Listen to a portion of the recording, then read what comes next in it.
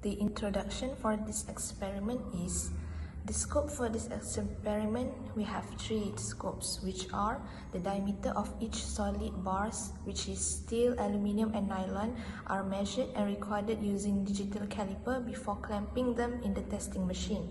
The second one is two rotation scale are used, which are 200mm and 400mm, with initial pointer positions set at 0 degree for all these solid bars.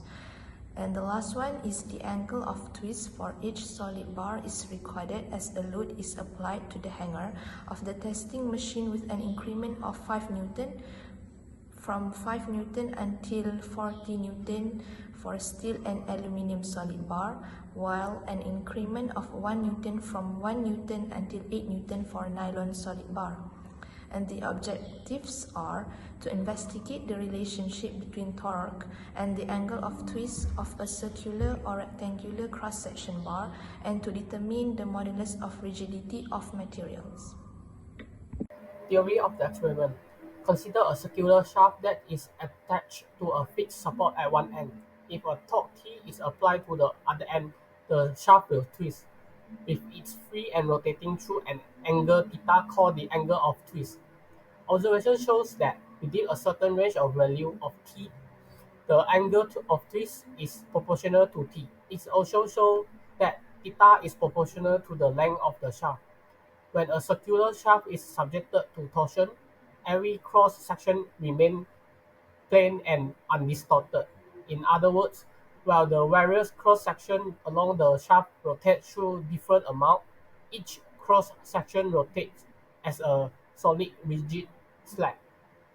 To determine the distribution of shearing strengths in circular shaft of length L and radius C that has been twisted through an angle theta, a cylinder of radius P is detached from the shaft.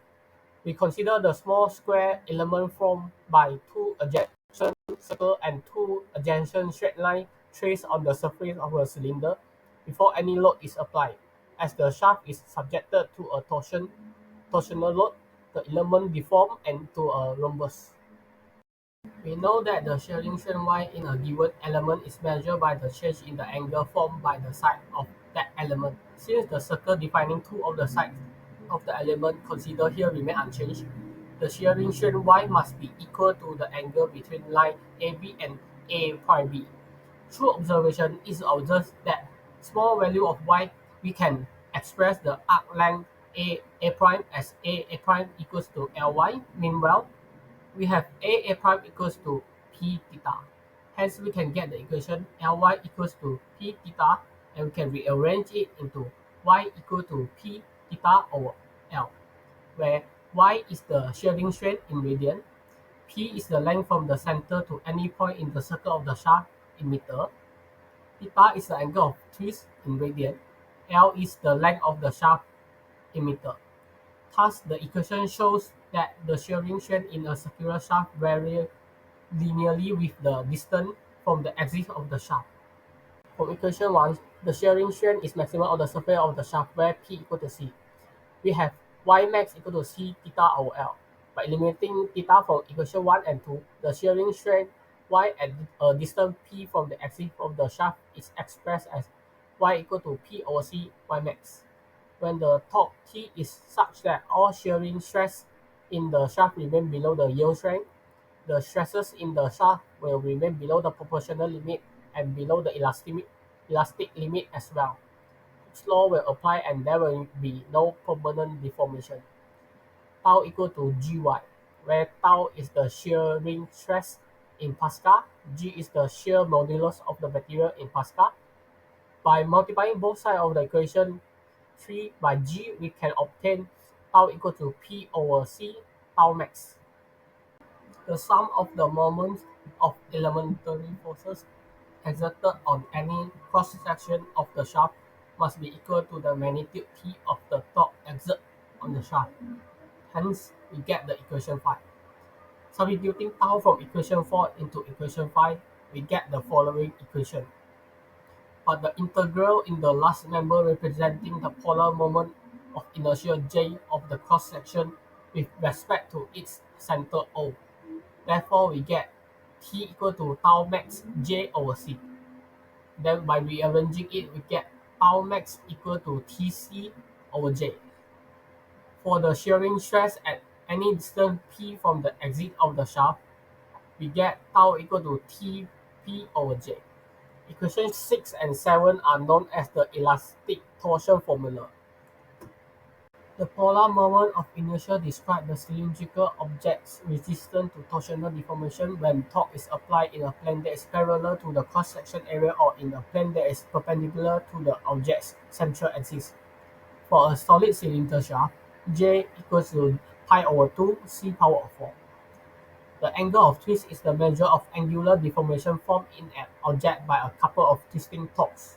The twisting torque causes torsional shear, which results in the twisting of an object.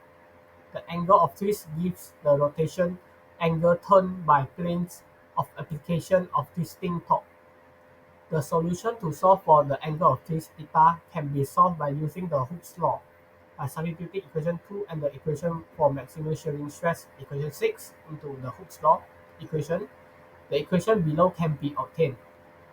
C theta over L equals to Tc over Jg.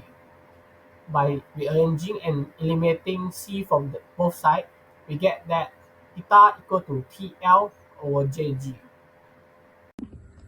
The apparatus needed in these experiments are solid bar, which are steel, aluminium, and nylon rod, torsion bars, testing machine with load, ruler, and digital caliper.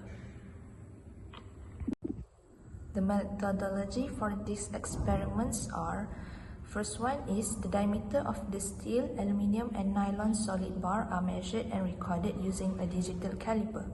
Next, the steel solid bar is clamped in position and the load hanger is placed on the cord.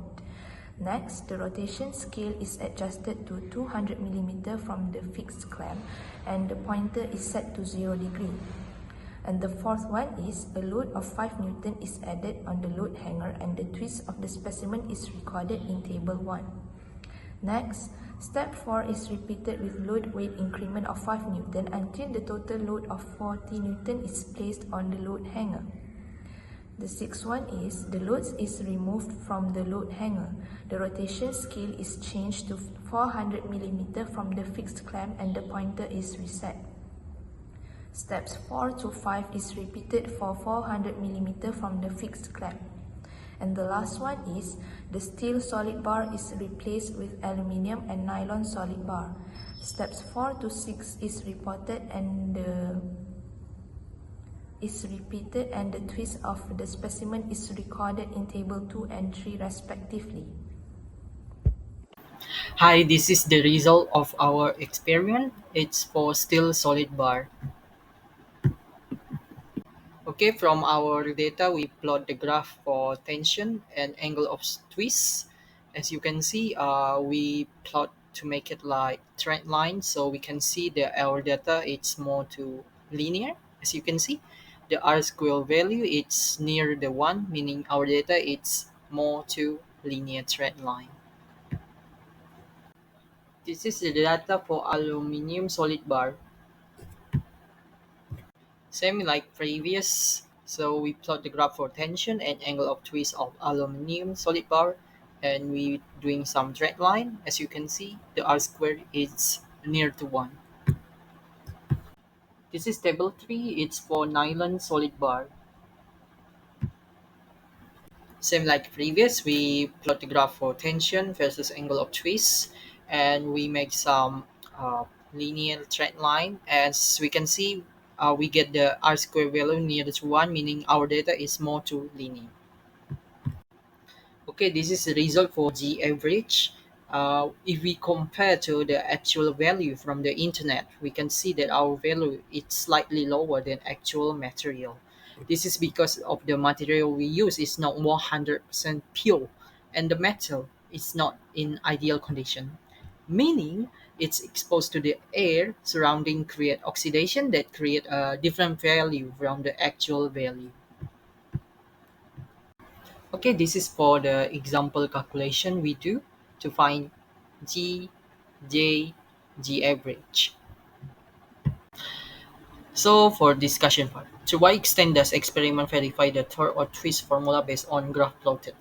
So our goal on this experiment was to confirm the torque or twist formula. As we can see, the formula of angle of twist is equal T times L divided by G. So the equation show that between the P and T is linear. So we can plot the graph and we know the mathematical approach y equal mx plus c, where y represent p and x represented by t. The slope gradient is denoted by m. So the R square is statistical model explain how the dependent measure change over time. So 0 meaning its data is not fit and 1 meaning it's all it does. So from our data, so as we can see, the value is always above the 0.96, which is close to 1. So when it's close to 1, the trend line is show the linearity relationship between these two variables. And also, we prove and confirm the validity of the formula itself. The comparison between three different types of bars used in this experiment is done by comparing the data obtained from the experiment. At 200mm, the twist observed for the steel rod is higher than the twist observed for the aluminum rod. The nylon rod, on the other hand, experiences the highest increment in twist among the three rods. At 400mm, all bars exhibit twist with increasing loads. The nylon rod demonstrates the most significant twist increment, followed by the aluminum rod and then the steel rod. From our experiment result, we can see that each type of material will have a different value of G, and we can conclude that if the material is a metal, it will have a higher G value compared to plastic or nylon. Therefore, the G value in order from high to low is steel, aluminum, and then nylon. And from our experiment, we can also observe that the longer the length of the bar, the greater the deformation will be, and therefore it explains the higher value of G. Also, the shape of the bar can influence the J, which can also influence the G. The solid bar will create a higher G, and the hollow bar will create a lower G. From this experiment, we can conclude that the objective of the experiment has been achieved, as the relationship between torque, the angle of twist, and length of shaft is obtained. It is proven that the torque is directly proportional to the angle of twist, and the angle of twist is also proportional to the length of the shaft, as shown in the formula below. From the experiment, the average modulus of rigidity, G, obtained for steel is 3469.893 Newton per mm squared, where the G for aluminium is 1973.947 Newton per mm squared, and the G for nylon is 53.829 Newton per mm squared. The value of modulus of rigidity, G, is higher when the material is rigid and more resistant toward the shear deformation. The low value of G indicates that the material is soft or flexible with only little of force required to cause deformation. The safety procedures in this experiment are: ensure that the chucks are as tight as possible to avoid slipping, handle all equipment with care and follow the lab assistance instructions for setup, and lastly, wear appropriate PPE such as safety goggles, gloves, and closed-toe shoes to protect against potential injuries from flying debris and chemicals.